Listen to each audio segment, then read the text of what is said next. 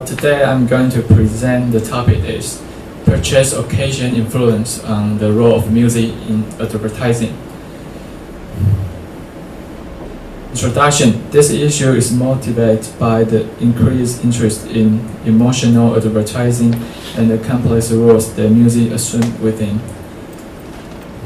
For many marketing communication settings, the amount of objective information processing activity is minimal, and there is substantial evidence that effect information processing may be instrumental in forming or reinforcing preferences and choices. Music has been used in stores, office, and as a background in advertisement, and has been reported to influence listeners' emotions and behaviors.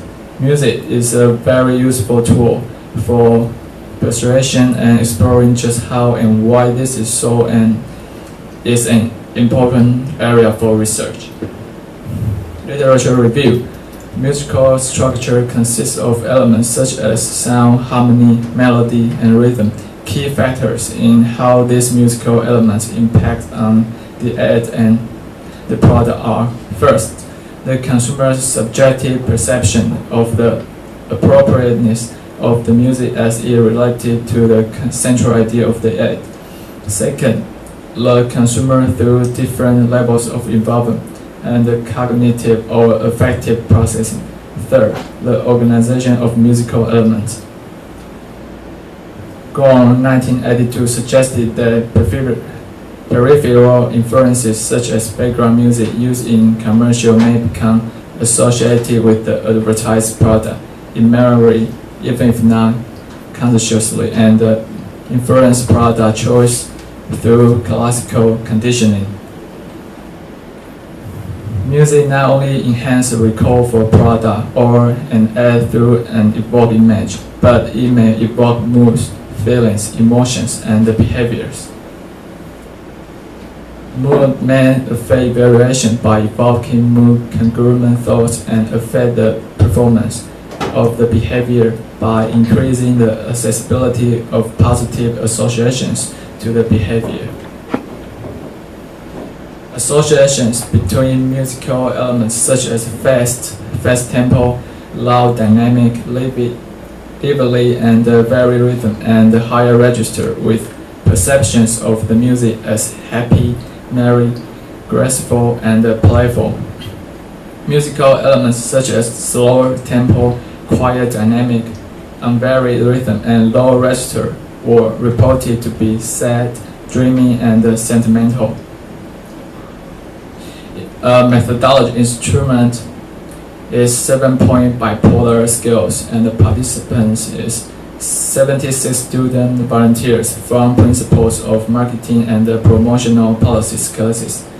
The place is at Southwestern University. And the 76 students were divided into two groups. One would contain music and the other would not. And then they will be exposed to a series of slides depicting partial advertisement materials to be tested for possible inclusion in finished advertisements. And finally, they will be asked questions about their responses to the ad. So, from the table 1, the music shows that music has the significant impact on the mood. And given that fact, the author conducted the second test. 76 students were divided into 4 groups.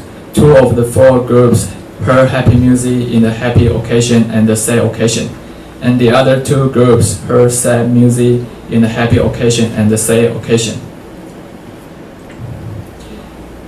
And the final turns out, in the happy occasion and with happy background music, students had a happier evoked mood and were more likely to purchase than those who are exposed under sad musical background.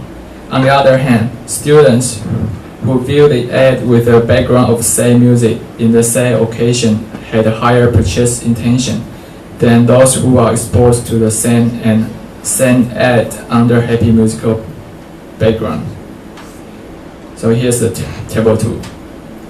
Thank you for your attention. And today the topic is cooperative brand alliances, how to generate positive evaluations. And this is a paper from the Australian Marketing Journal, and the author is Dixon and Hales. And this paper is trying to extend the consumer evaluation of cooperative branding alliances, also called co-branding, in a consumer marketing context. And the data was gathered from both from qualitative and quantitative methods, and show that in order to achieve positive consumer evaluations of co-branding offerings, a brand partner they independently require positive parent-brand attitude as a precondition. Here comes the literature review. The cooperative branding is a branding strategy used by marketers to transfer positive associations from brand partners to new offerings. And broadly defined, co-branding occurs when there is a pairing of at least more than 2 or contain 2 partner brands, and they cooperate in a marketing context, such as advertising, product development, or product placement or distribution. And if the consumer evaluation of the co-brand is not favorable, it may result in a failed co-brand offering, and may also damage the original parent brand associations. And on the other hand, if the consumer evaluation is good, then it will also affect the original parent brand. And to date, much research regarding co-branding has focused either on managerial relationship. A large amount of research is still needed in terms of consumer processing and how to create favorable consumer evaluations. And this research is trying to concentrate on the empirical validation that successful co-branding relationships are a result of, first is strong parent brands, and the second is the fit between parent brands, whether they are suitable or not. And the third one is the alliance is perceived to be worthwhile, whereby shared skills are needed to develop the co-brand.